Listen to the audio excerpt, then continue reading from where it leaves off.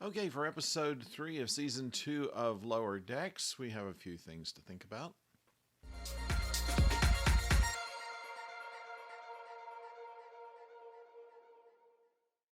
Hello out there, I'm the oldest nerd, and there were 3 stories going on in Lower Decks this week.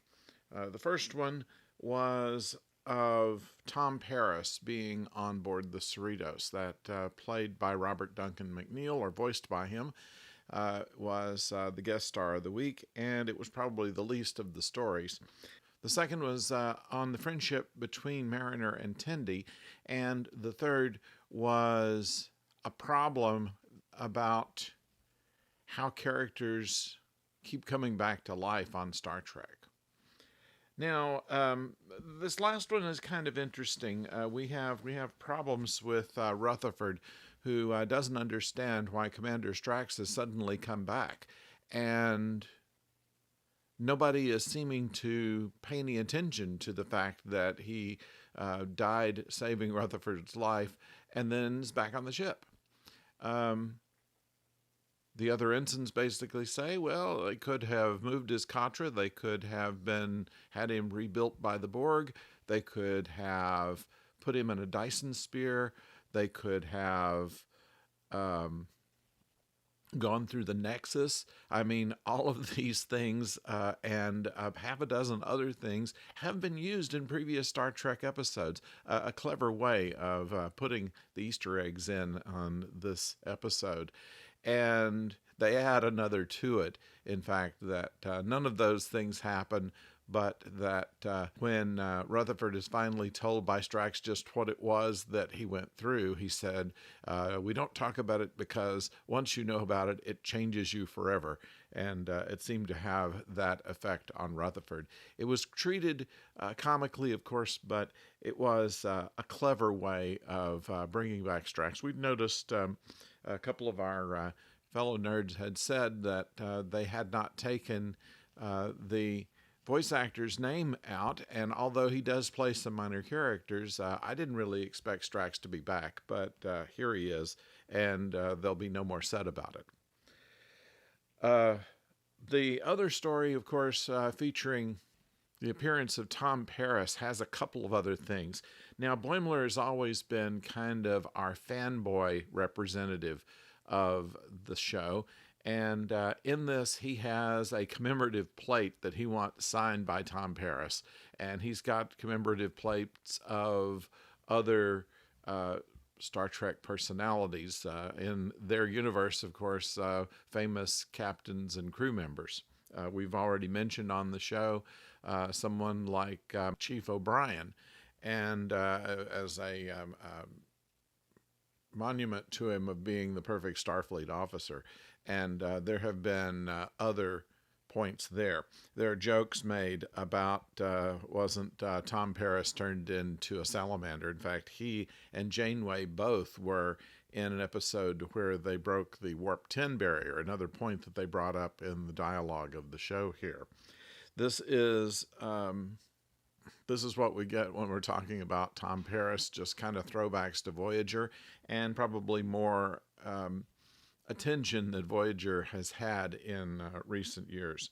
At any rate, because Boimler is new on the ship and there's new security protocols, none of the doors are working for him, the replicators won't work, and he's even getting stuck in Jeffries tubes trying to make it to the bridge so that Tom Paris will sign his plate.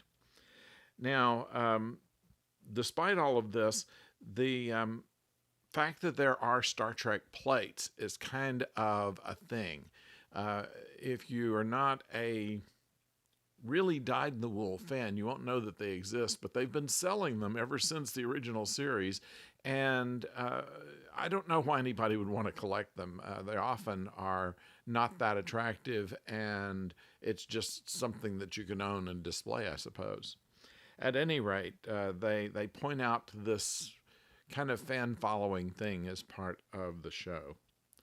And then probably the most part of it is the girls' trip of Tendi and Mariner, where they go to get a family heirloom for the Doctor.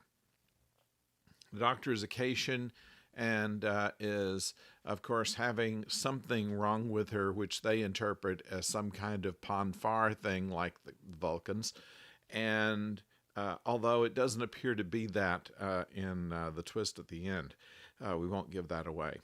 But they go through a lot of trouble in order to run this simple errand and get back to the ship, and find on the way something that you may not have noticed in the four ensigns, which are all supposed to be well acquainted with each other, that really, for the most part, that Mariner and Boimler are paired together, and Rutherford and Tendi are paired together, and they're friends to each other, but not really to all four. And it's pointed out here that Mariner doesn't even know Tendi's first name. They joke more about the pirate nature of the Orions, and while she has gone through some efforts of saying that the Orions aren't that way anymore, they show here and there that they still are. An interesting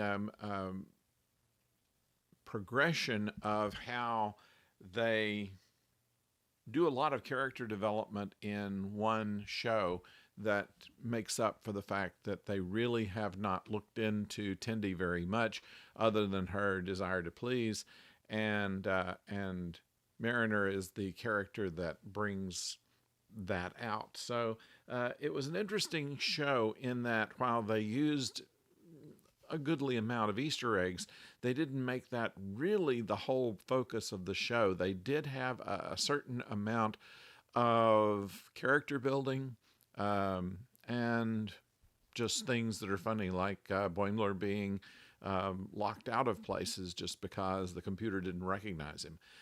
Seems unlikely in a Star Trek universe that doors wouldn't open for just about everybody. I mean, they open for Data's cat sometimes. So I don't know exactly where they got that one from. But that's the show. It's better than most that we have seen this season, so I recommend it to you.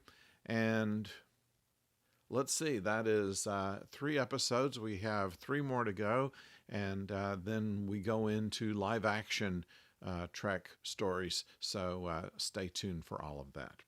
In the meantime, if you have not subscribed, and it's a free thing to do, or rung the bell so you know when the next video is coming to you, please do that now. That would help us out.